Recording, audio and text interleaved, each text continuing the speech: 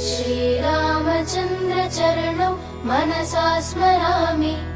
श्रीरामचन्द्र चरणौ वचसा गृह्णामि। श्रीरामचन्द्र चरणौ शिरसा नमामि।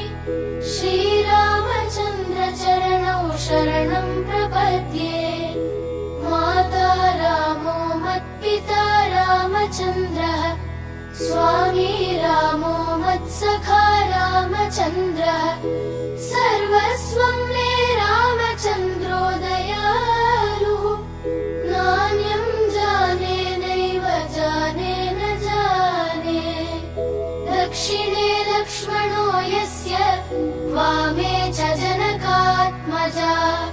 पुरतो मारुतिर्यस्य, तं वन्दे रघुनन्दनम्। लोकाभिरामम् रणरङ्गधीरम्, राजीवनेत्रम् रघुवंशनाथम्। कारुण्यरूपम् करुणाकरन्तम्, श्रीरामचन्द्रम् शरणं प्रपद्ये। मनोजवम् मारुततुल्यवेगम्, जितेन्द्रियम् बुद्धिमतां वरिष्ठम्। वातात्मजं वानरयूथमुख्यम्,